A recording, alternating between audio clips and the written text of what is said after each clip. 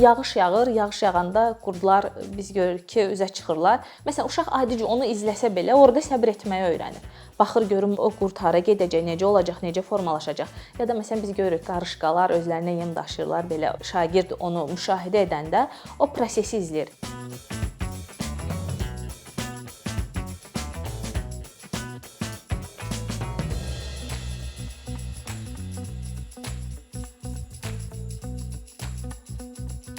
Öyrənmək üçün xüsusi bir yerə ehtiyacımız yoxdur.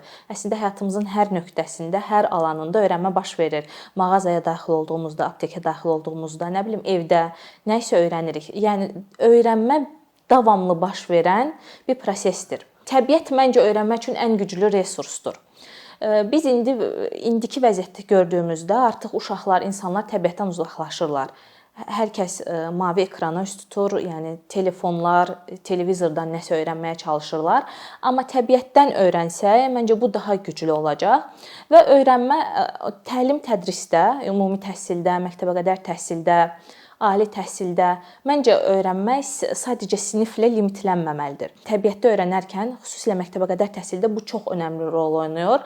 Çünki kiçik yaşlarda, erkən yaş dövründə uşaqlarda düşünmə qabiliyyəti, qavrama qabiliyyəti formalaşır, yaradıcılıq formalaşır və onu öyrənməni bizzat yaşaya-yaşaya, təcrübə keçərək öyrənəndə o daha yaxşı təsir edir uşağa. Təbiəti resurs kimi istifadə edəndə qarşımıza bir sıra problemlər çıxır. İlkini qeyd edərdim, valideynlər. Biz bilirik ki, yəni öyrənmədə, yəni təlim tədrisdə sadəcə öyrənmə müəllimdən, məktəbdən ibarət deyil. Orada valideyn əməkdaşlığı da var. Yəni ciddi mənada müəllim, valideyn, uşaq əməkdaşlığı olmalıdır ki, orada uşaq bir informasiyanı öyrənsin, sadəcə əzbərləməsin, öyrənsin, onu istifadə edə bilməyi bacarsın.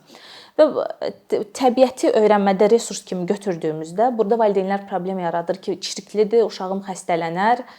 Belə bir yanaşma var ki, gigiyena hipotezi deyə bir elmi yanaşma var. Burada yəni düşünürlər ki, uşaq tam steril bir vəziyyətdə böyünəndə onun immuniteti zəifləyir. Yəni müəyyən müddətdə çirklənməlidir ki, uşaq bədən onu tanısın, o vəziyyəti də tanısın və immuniteti müəyyən mənada güclənsin. Və bu zaman biz yəni uşağı təbiətə, yəni torpaqla təmas etməlidir, yağışı görməlidir, təmas etməlidir. Bu zaman uşaq xəstələnmir. Yəni uşaq soyuqdan və ya çirkdən deyil də virus və bakteriyalardan xəstələnir. Belə imkan yaratdığımızda sadəcə biz böyüklər müəyyən mənada diqqət yetirməliyik ki, o uşaq təmas etdiyi yerdə çox çirkli bir vəziyyət olmasın, heyvan ifrazatı ya da sənaye çirkləri, zavod çirkləri olmasın və uşaq orada təbiəti kəşf etsin. Artıq biz ki, böyüklər ki, biz seçirik ki, uşaq burada öyrənə bilər və məsələn yağış yağırsa, yəni uşaq ayağı islandı, əli islandı, uzun müddət belə qalanda uşaq xəstələnə bilər. Amma məsələn 20 dəqiqəlik, 25 dəqiqəlik, 40 dəqiqəlik fəaliyyətdə uşaq o ilə təmas edəndə, yağışla və s. təmas edəndə fəaliyyət bitəndən sonra tez uşağın əyni başını dəyişdirdiyinizdə orada hər hansı bir təhlükə olmur. İkinci bir problem müəllimlərlə bağlı olur. Bizim cəmiyyətdə müəllimlər əsasən yeni metodlardan istifadə etməyə qorxurlar. Biz səhv eləyərik. Yəni öyrənmişliyə daha çox, yəni var olan öyrənmiş bir metoda daha çox üstünlük tuturlar, amma məncə müəllimlər yeni metodlardan istifadə edə bilərlər. Səhv ola bilər, yanlış bir müəyyən mənada istədiyi nəticəni ala bilməyərlər, amma ən azından həm uşaqlar, həm müəllimlər özü də yoxlamış olurlar. Burada həm müəllim özü də öyrənir, yeni metod kəşf edir, həm uşaq da öyrənir. Yəni təbiətdə öyrənmə limitsizdir. Müəyyən bir sərhəddə qədər limitlənmir. Yəni uşaq istədiyi şeyi kəşf edə bilər. Həm uşaq, həm orada onu tərbiyə edən böyüklər, müəllim, valideyn, yəni istədiyi kimi nəsə öyrənə bilirlər. Özləri birbaşa kəşf edirlər və məsələn adi bir nümunə çəkim. Yağış yağır, yağış yağanda qurdlar biz görürük ki, üzə çıxırlar. Məsələn uşaq adicə onu izləsə belə orada səbr etməyi öyrənir. Baxır görüm o qurd hara gedəcək, necə olacaq, necə formalaşacaq. Ya da məsələn biz görürük qarışqalar özlərinə yem daşıyırlar belə. Məsələn onu uşaq ya da yeniyetmə şagird onu müşahidə edəndə o prosesi izləyir və sabah biri gün yetişkin olanda, əmək fəaliyyətinə başlayanda o nümunəni belə istifadə edib öz əmək fəaliyyətinə inteqrasiya edə bilir. Və müəllimlər də yeni metodlardan bu metoddan istifadə edərək artıq həm özünə yeni metod götürmüş olurlar, həm uşağa daha yaxşı öyrətməyə çalışırlar. Və bir məsələni də deyim, Uşaq təbiətdən uzaqlaşanda ki, indi biz bilirik ki, bu böyük problemdir. Artıq uzaqlaşırlar insanlar təbiətdən. Uzaqlaşanda onların diqqəti inkişaf etmir və aqressiv olurlar, enerjilərini istifadə edə bilmirlər. Təbiəti necə qorumaq lazımdır, onu öyrənə bilmirlər və bu kimi mənfi nəticələrə gətirib çıxarır.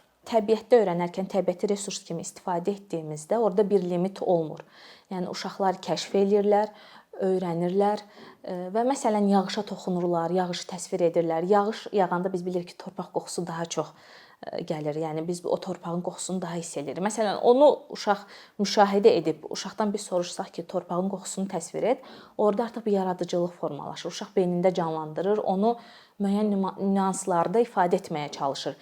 Və belə olanda uşağın bir problemlə qarşılaşarkən problemi həll etmə bacarığı daha aktiv olur, daha yaxşı olur. Və belə bir cümlə eşitmişdim, amma düzü xatırlamıram onu kim deyib. Deyir, ən gözəl sinif tavanı səma olandır. Məncə bu cümlə ümumiyyətlə bir resurs kimi deyil də tədrisə yeni bir yanaşma kimi götürülə bilər. Və bu müəyyən mənada təbiətdə öyrənərkən uşağa azadlıq verir və o azadlığı necə idarə etmək lazımdır, orada disiplini necə yaratmaq lazımdır, özü uşaq yaşayaraq öyrənir. Və bir var biz təbiətin özünü öyrənirik, məsələn ağacları, yarpaqları, uşaq bunları müşahidə edib öyrənir. Mənim şagirdlərim biz ekskursiyaya çıxanda mənim şagirdlərim yarpaqları götürürdülər, o yarpaqları çubuqlar yerləşdirib, üstünə güllər yerləşdirib gətirib mənə dedilər ki, mən sənə hədiyyə düzəltmişəm. Yəni uşaq orada artıq özü onu düzəldirdi.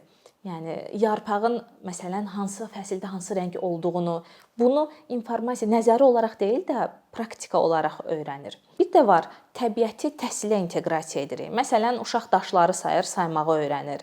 Yəni vurma cədvəlini olsun, təbiətdəki daşdan, yarpaqdan öyrənə bilər. Yəni tədrisin özünə də birbaşa inteqrasiya etmək olar.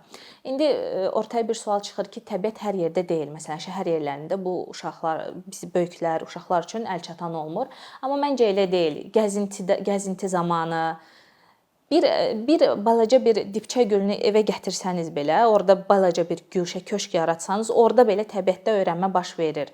Ya da sinif otağında bir təbiət güşəsi yaratsanız, orada belə müəyyən mənada öyrənmə baş verə bilər. Yəni təbiətlə öyrənmə, təbiəti resurs kimi istifadə edə bilərsiniz orada. Təbiəti resurs kimi götürdüyümüzdə nəticə olaraq bu bizə ödənişsiz olur.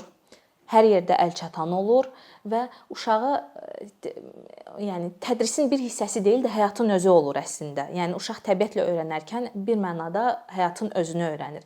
Biz yetişkinlər, müəllimlər, valideynlər, himayədarlar uşağa hər şeyi öyrədə bilmərik, bütün informasiyanı verə bilmərik. Yəni belə bir şey mümkünsüzdür. Amma biz uşağa öyrənməyi öyrədə bilərik. Öyrənməyi öyrətmək üçün də daha əvvəl də demişdim, uşağa kəşf etmə imkanı verməliyik. Və kəşf etmə imkanı məncə ən yaxşı təbiətdə baş verir.